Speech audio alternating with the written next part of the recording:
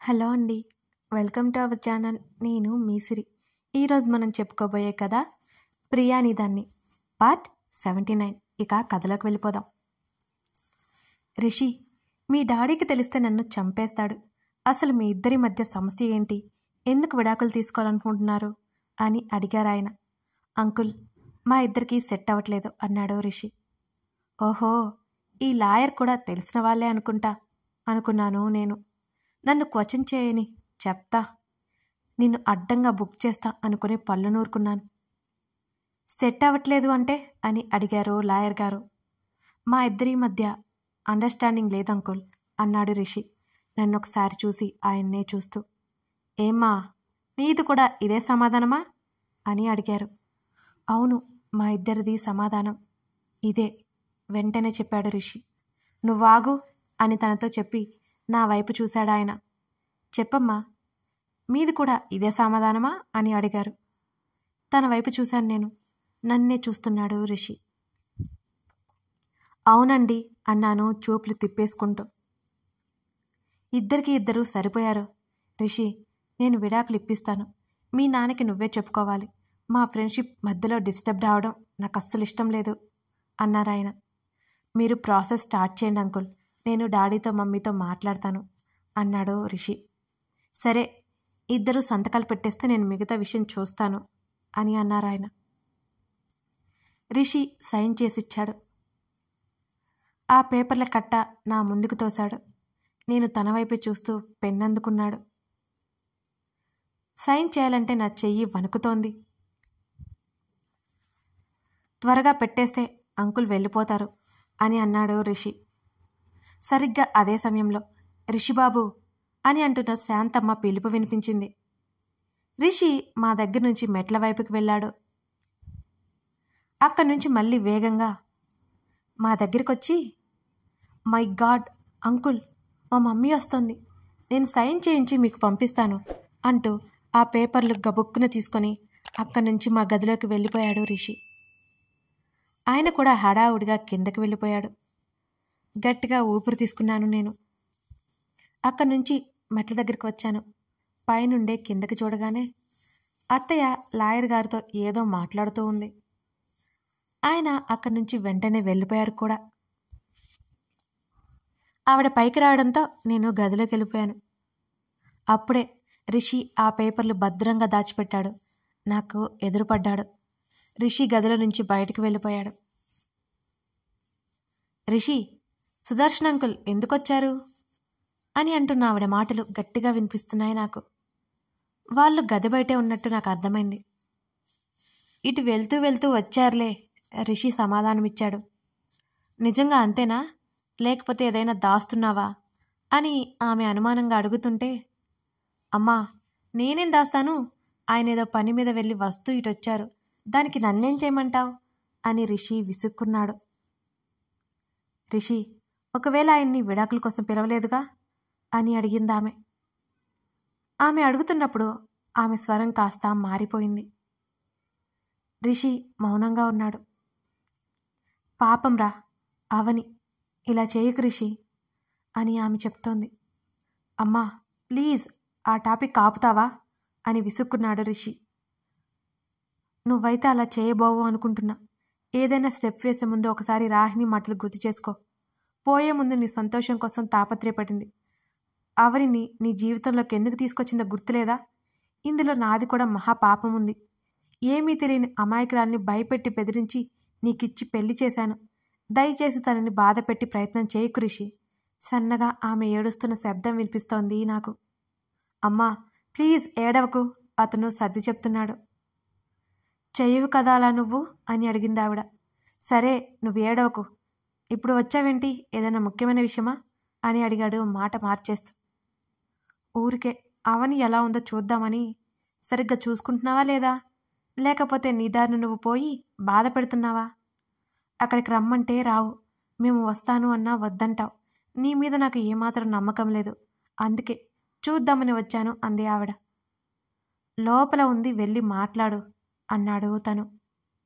నువ్వెక్కడికి వెళ్ళకు, నీతో కూడా చాలా మాట్లాడాలి అని ఆమె చెప్తుండగా ఇటే వస్తుందని అర్థమై కళ్ళు తుడుచుకొని ఫోన్ని చేతిలోకి తీసుకున్నాను నేను.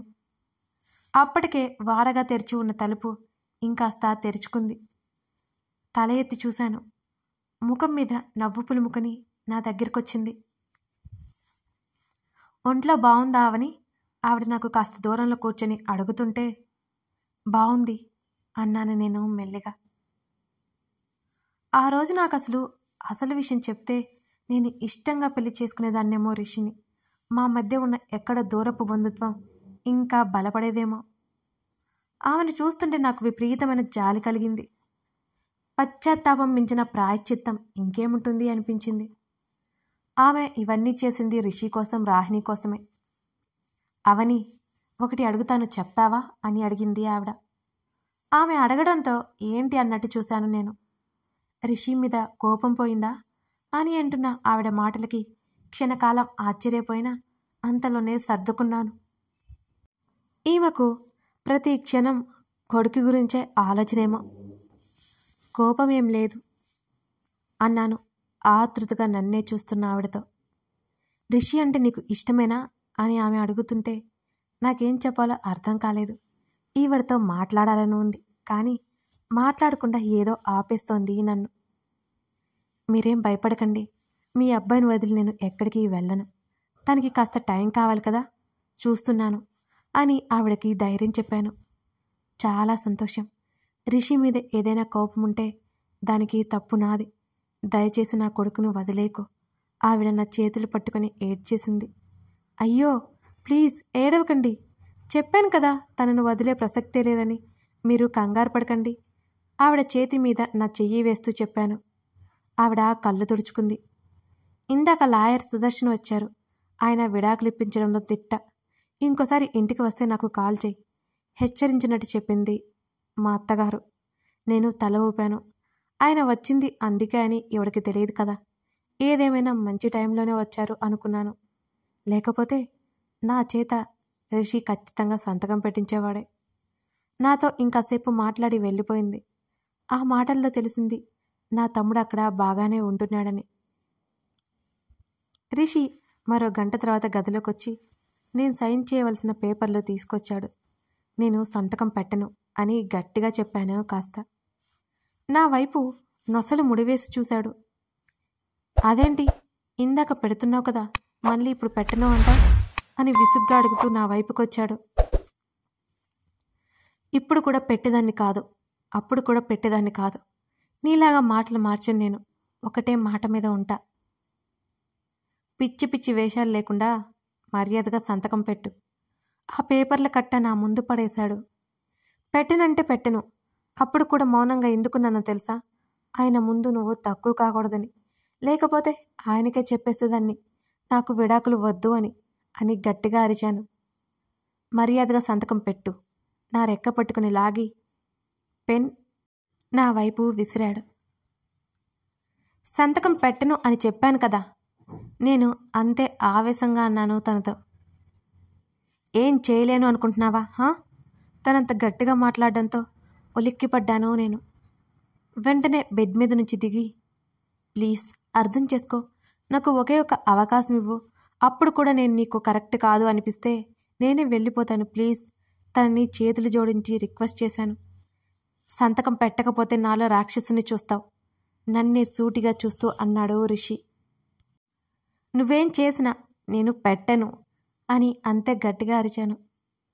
తను అసహనంగా దవడ కండరాలు అటు ఇటు కదుపుతూ, సైన్ చేయాలంటే ఏం కావాలి నీకు అని అడిగాడు రిషి. నువ్వేం చేసినా సరే నేనైతే సైన్ చేయను అని తెగేసి చెప్పాను. నీకు పిచ్చి పట్టిందని నా అనుమానం. ఒక్క రీజన్ చెప్పు. నాతో ఎందుకు ఉండాలి అనుకుంటున్నావు? నా వల్ల నీకు ఏ హ్యాపీనెస్ ఉండదు, ఎప్పటికీ ఉండదు. నా రాహిని తప్ప నేను ఎవరిని నా వైఫ్గా ఫీల్ అవ్వలేను. అతని చివరి మాటలు చెప్పేటప్పుడు అతని స్వరం గాద్గదికమైంది.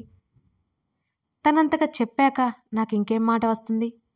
కానీ నేను ఇలా మౌనంగా ఉంటే తన నిర్ణయాన్ని సమర్థించిన దాన్ని అవుతాను. అందుకే రాహిణిని మర్చిపోమని నేను చెప్పట్లేదు. రాహిణిని మర్చిపోవద్దు, మర్చిపోకు. తను కోరుకుంటే నిన్ను పెళ్లి చేసుకునేది, కానీ తను చేసుకోలేదు. ఎందుకు? నీ భార్య స్థానంలో తను ఉండకూడదని, ఆ స్థానం మరొకరిదని తనకు ముందే తెలుసు. ఈ విషయం మీకెందుకు అర్థం కావడం లేదు? స్వరం తగ్గించి మృదువుగా అడిగాను. నువ్వు ఎన్నైనా చెప్పు, అది ఎప్పటికీ జరగదు. నా లైఫ్లో ఇంకెవరూ లేకపోయినా నేను చాలా హ్యాపీగా ఉంటాను. నువ్వు నా కోసం ఏదో త్యాగాలు చేసి నాకు వైఫ్గా ఉండక్కర్లేదు. నాకు వైఫ్గా ఉండడం అంటే నరకంలోకి అడుగుపెట్టడమే. తిన్నావా ఉన్నావా అని ఆలోచన కూడా నాకుండదు. నా మాట విను, నీకు మంచి ఫ్యూచర్ ఉంది అని తిరిగి నాకే సర్ది చెప్పసాగాడు. ఎంతటి నరకమైనా ఉండని, కానీ నువ్వే కావాలి నాకు అన్నాను నేను. అయితే భరిస్తాను అంటావు? సూటిగా చూశాడు. చిన్నప్పటి నుంచి ఎన్నో భరించాను. నువ్వు ఏదో అన్నావని, సరిగ్గా చూసుకోవట్లేదని నేను ఫీల్ అయిపోను. నా మీద, నా ప్రేమ మీద నాకు నమ్మకం ఉంది అన్నాను. హే ప్లీజ్, ప్రేమ అనుకో. నువ్వు ఎంతైనా చెప్పని, నా మీద నీకుంది ఏదో జాలి అంతే. నేను నిన్ను ఎలా ట్రీట్ చేశానో నాకు తెలుసు, నీకు తెలుసు. నీకెలా ప్రేమ పుడుతుంది అని విసుగ్గా అన్నాడు. తన కళ్ళల్లో కనబడుతున్న కాన్ఫిడెన్స్ని బట్టి నా మీదకి ఆయుధం విసురుతున్నట్టు కనిపించింది నాకు.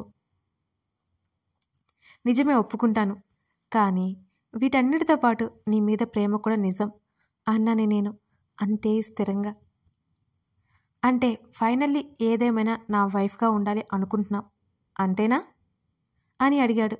ఈసారి తన కళ్ళలో ఏదో తెలుస్తుంది. నన్ను ఎలాగైనా అతని నుంచి దూరం పంపించాలనే లక్ష్యం మీదున్నట్టే ఉన్నాడు. అవును అన్నాను నేను అతడి ప్రశ్నకు సమాధానంగా. గుడ్, సరే ఒప్పుకుంటాను. నువ్వు నా భార్యగా ఉండు, కాకపోతే నాకు నచ్చినట్టుండాలి అంటూ కళ్ళు ఎగరేశాడు. సరే ఉంటాను అన్నాను నేను కూడా. నేనేం చేసినా సరే నన్ను క్వశ్చన్ చేయకూడదు అని మళ్ళీ చెప్పాడు. అలాగే, కానీ నాదొక చిన్న షరతు అన్నాను నేను. ఏంటో అది వెటకారంగా అడిగాడు. పగలు ఏటైనా తిరుగు, ఎక్కడైనా ఊరేగో, రాత్రికి ఇంటికొచ్చేయాలి. నా మీద కోపంతో భోజనం మానేయకూడదు. వీటికి ఒప్పుకో, నువ్వు అన్నట్టే నేనన్నిటికీ సిద్ధమవుతాను అని అన్నాను. సరే, త్వరలోనే ఇంట్లోంచి వెళ్ళిపోవడానికి రెడీగా ఉండు.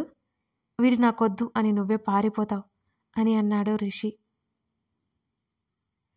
ఏదో సాధించినట్లు చూస్తుంటే నాకు మండింది. నీకంత సీన్ లేదులే అనుకున్నాను. అంతే కదా, ఆయన గారు మొండి అయితే నేను జగమొండి. తనేమో లేని ప్రేమ కోసం ఆరాటపడుతూ జీవితాన్నే శూన్యం చేసుకుంటుంటే, కళ్ళ ముందు కనబడుతున్న 100 ఏళ్ల భవిష్యత్తుతో కూడుకున్న ఇతని ప్రేమను నేను ఎందుకు నిర్లక్ష్యం చేసుకుంటాను? లేని ప్రేమ కోసం అతను వెతుకుతున్నాడు, దానికోసం నిరీక్షిస్తున్నాడు. అది రాదని తెలిసినా సరే ఈ ఉన్న ప్రేమ దక్కించుకోవడానికి ఈ మాత్రం చేయకపోతే దండకే కదా నేను.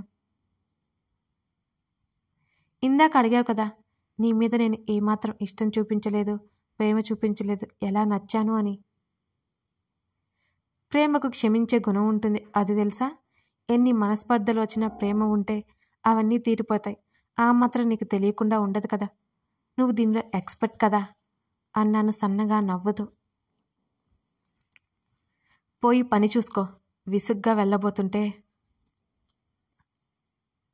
ఇంకొక విషయం, మనిద్దరిది ఒకే గది.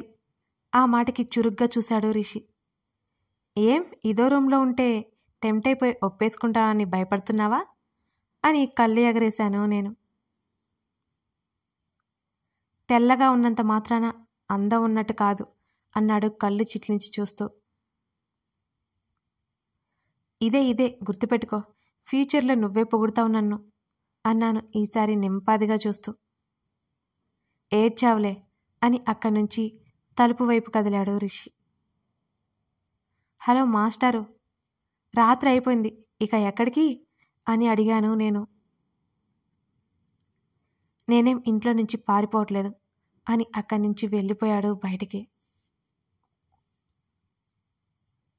ఆ విడాకుల పేపర్లు మర్చిపోయాడు కదా, వాటిని చింపి డస్ట్బిన్లో పడేశాను. వాటి అవసరం ఇక ఉండదని నాకు తెలుసు.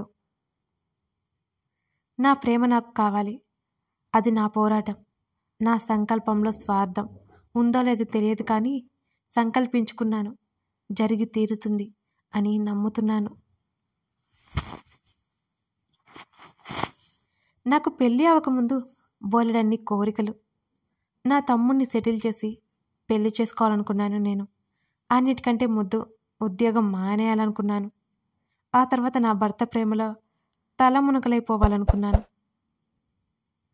చిన్నప్పటి నుంచి నా కోసం కష్టపడి పెళ్ళయ్యాక నా భర్త సాన్నిధ్యంలో కష్టాలు మర్చిపోవాలనుకున్నాను. రిషి పరిచయం తర్వాత పెళ్లి మీద చిన్న చూపు. అతను ఆల్రెడీ వేరే వారికి సొంతం అనుకోగానే విరక్తి నాలో. కానీ ఈ విధి ఉందే చిత్రం అనేది తిరిగి తిరిగి నన్ను ఇతని దగ్గరికి చేర్చింది. తర్వాత రోజు నుంచి నా గృహిణి బాధ్యతలు నిర్వహించాలని గట్టిగా డిసైడ్ అయ్యాను. కథ కొనసాగుతోంది. ఇంతకీ అవని ఏం చేయబోతుంది అంటారు? రిషి ఆమెను అంగీకరిస్తాడా లేదా? తెలుసుకోవాలి అంటే తర్వాత భాగం కోసం చూడాల్సిందే.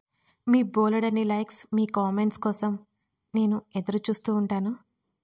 Thank you for watching this video. మరిన్ని కథలకై మన ఛానల్ని సబ్స్క్రైబ్ చేసుకోండి.